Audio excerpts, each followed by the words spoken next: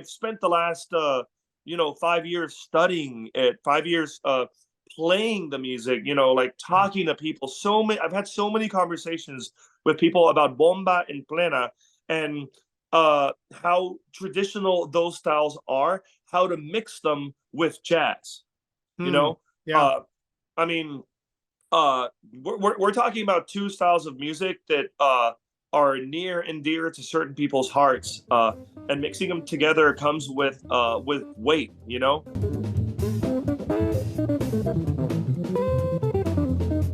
Hey everybody, it's Mike Jeff for Chicago Jazz Magazine, ChicagoJazz.com, and welcome to another episode of Around Town.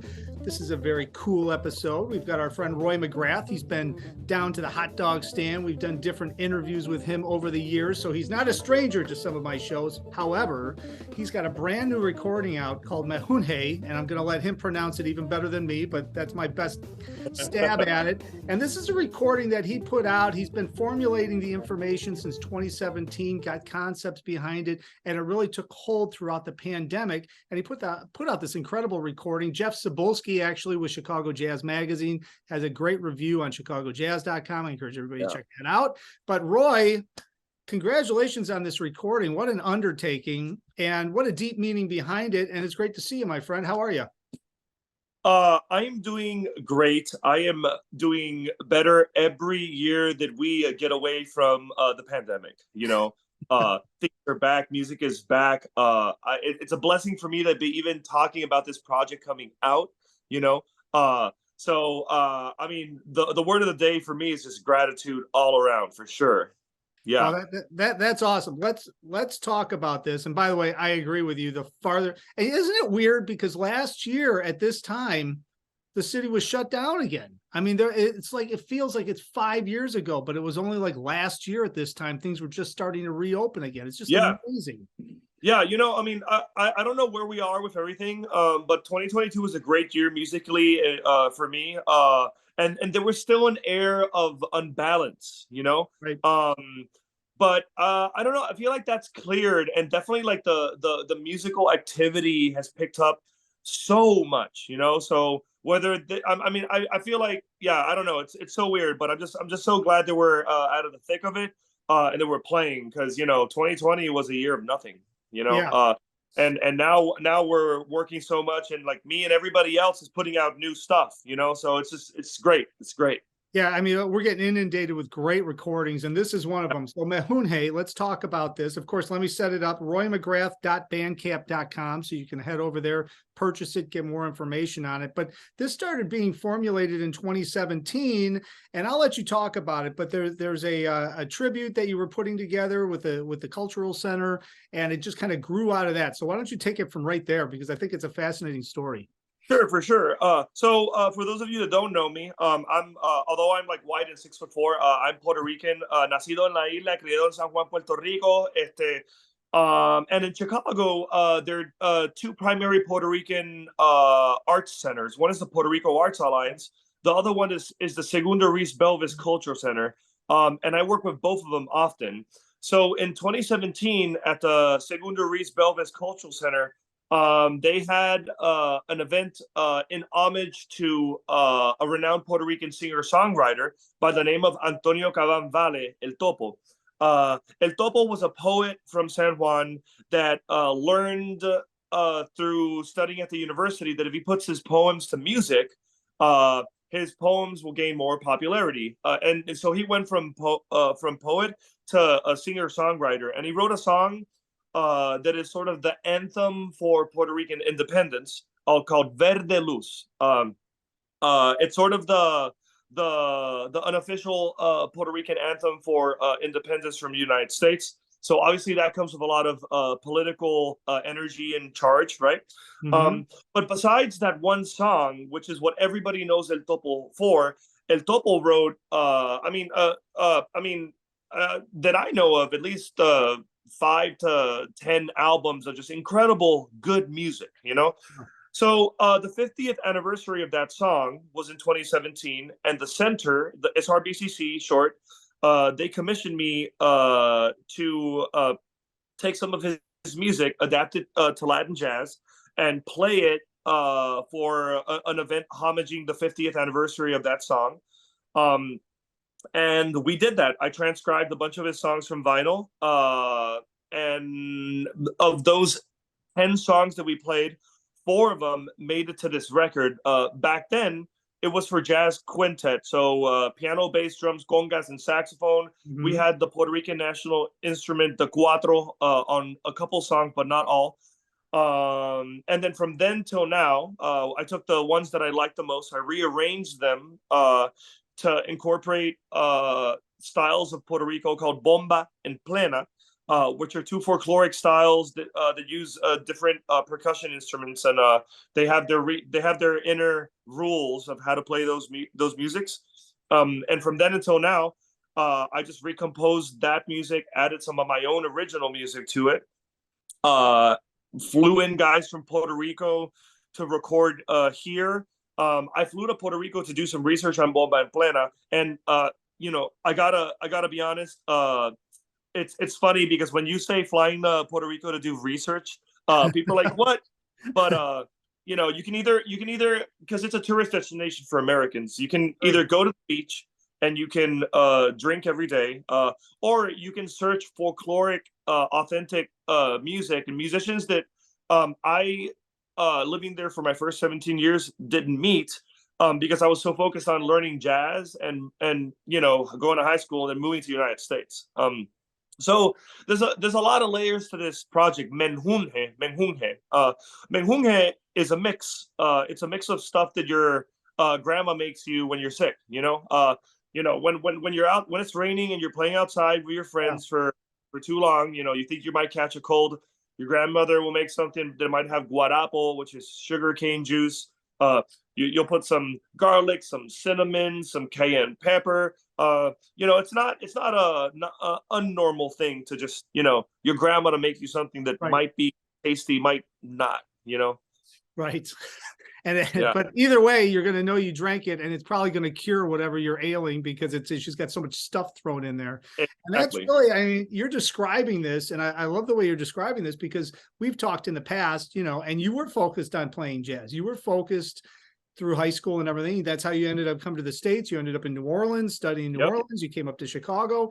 But I find it interesting. Isn't it wild? I mean, and I'm sure this is the same thing. You could just take a musician in Chicago and look at the historical music and the folk style music in Chicago or in the United States, and they could be a killing player, but they don't know anything about this other kind of music and this heritage music.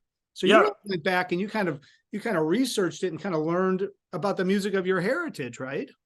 Yeah, for sure. And while you were saying that, I remembered our hot dog interview. Yeah. There's a moment in by the way, that place is so cool. The good old days. I do remember during that interview me telling you, as I was explaining Bomba, that I'm not a carrier of the Bomba torch or Plena. I remember saying that certain percussion, like it's very serious music. I say it's as serious as jazz in the sense that the people that carry the torch of these musics. I mean, there's a lot of history. There's a lot of education. There's a lot of strife. And right off the bat, it's Black music. We just need to say that. So there's a lot of weight to this music. So it's not something that you carry lightly. And back in the hot dog interview, I told you I kind of apologized to like the general population of people that play this music because I didn't know it well. I would venture to say that I'm still not an expert on it, but I've spent the last 5 years studying it, 5 years playing the music, talking to people. I've had so many conversations with people about Bomba and Plena and how traditional those styles are, how to mix them with jazz. I mean, we're talking about 2 styles of music that are near and dear to certain people's hearts, and mixing them together comes with weight. I was nervous putting this out, because there's gonna be purists on the jazz side and purists on the Bomba and Plena side that said, no, eso no es bomba, eso no es plena, or that's not jazz, you know. And then there's people that are in between that are like, that's really cool. I can see what you did there, you know. Well, you know, and I'm a big believer, and I know we've talked about this, but I talk about this a lot with a lot of artists that I've got on that are creating. You know, you're taking music. In fact, I just had somebody on, Anthony Tadeo, who was coming up and playing a constellation in March with his group, and they're taking folk music, historic folk music from Italy, and reharmonizing it, rearranging it, reimagining it for the 21st century. And that's really what you're doing. But you're also taking a lot of your, you know, I always talk about how I don't necessarily go and see a jazz performance or a Latin performance anymore. I go and see Roy McGrath play, or I go and see an artist, and all those styles, especially as you know, you don't go back that far anymore. Like I don't go back that far. If I grew up in the 20s, I would have limited amount of genres I'd be dealing with. But now there's so many genres of music that inspire me and create things within me. Yeah. Same thing with you. It's hard to go back and be a purist. It's good to know what it is that you're trying to do and understand the history of it, which is what you did. But I think you're bringing it forward and creating it into your own voice, and also bringing it into the 21st century and making it more available to people that had no idea what it was, right? Yeah. I guess what I'm trying to say is I respect these styles so much. You know, that's the thing, you know. I'm really proud of this project. It's the most arranging I've ever done. It's the most, I mean, every single percussion break, every single like bass and percussion break or horn line. I mean, I put so much effort into this music, you know. And there was a lot of conversations with people about second opinions about, hey, does this sound authentic, you know, or I know I'm stretching it here. Is that okay, you know?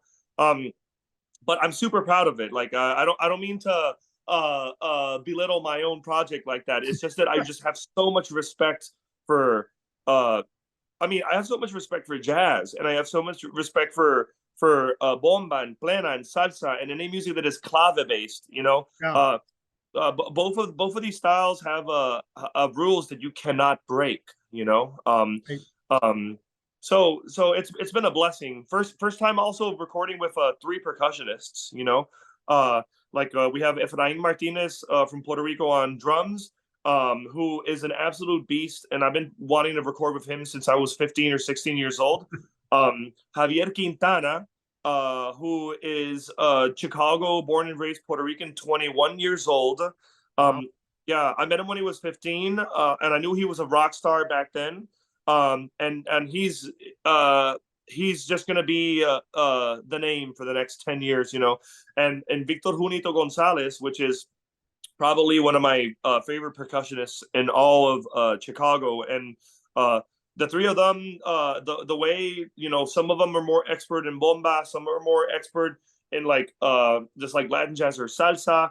The way they came together to create this powerful sound that to play saxophone over was extremely tiring, because 3 percussionists is just power, you know. Yeah. Oh yeah.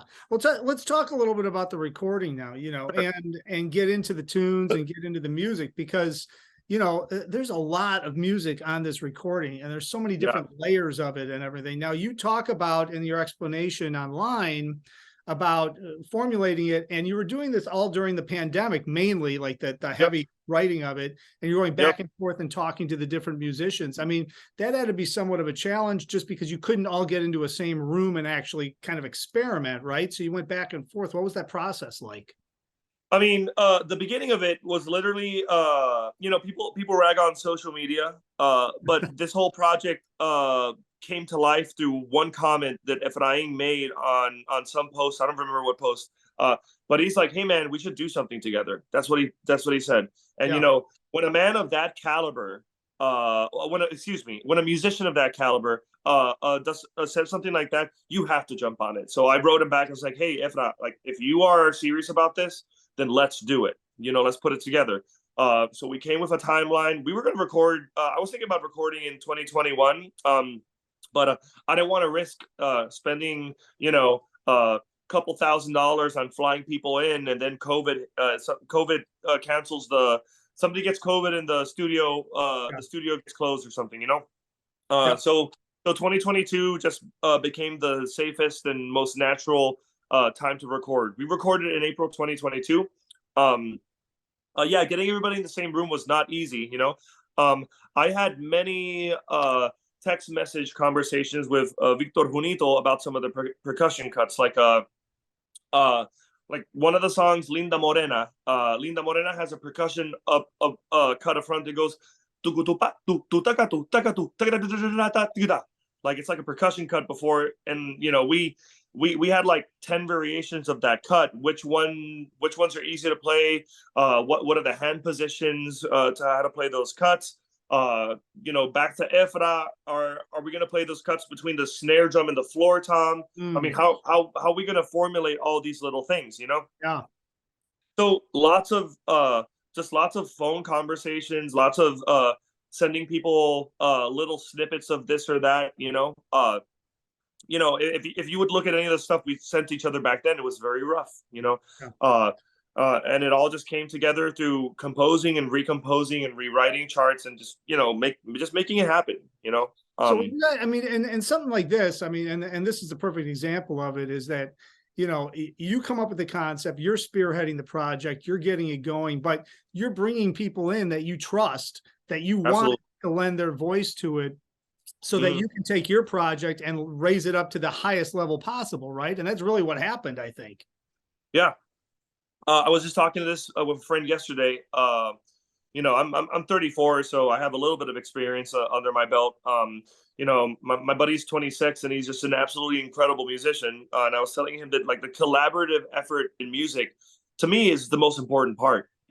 Like you need individual voices on the album. I mean, Elvin has to sound like Elvin. Train needs to sound like Train. And everybody has to put their little bit of their self into the music. I mean, that's the only way this works. And also, that's just the way community works. Like step away from music. I mean, if you and I don't have some sort of respect and understanding about our individuality, then we wouldn't even do this. It's just the way it is. So. And everybody in the band had very, and I mean this in a good way, very strong personalities. Like I could pinpoint every single guy in my band. I was just saying this yesterday. Like the pianist Eduardo Sayas, right? The personality and sound that he put on my album, I just can't believe it. I just cannot believe that he could put his sound in. And Javier, everybody. I mean. I tell people this all the time. Javier is my primo, and I don't mean primo as in the sense of cousin, but I mean primo in the bomba term. In bomba, the bomba drums, the barrels, the same barrel, they have two roles. One is buleador, and the buleador is playing the same rhythm every time. Rantakatan, rantakatan, rantakatan. The primo is always improvising. Like you're improvising improvising on top of the buleador. And Javi basically throughout the whole album, he just added his improvisations on different rhythms and stuff. He was my primo. Yeah. I mean, yeah, individually.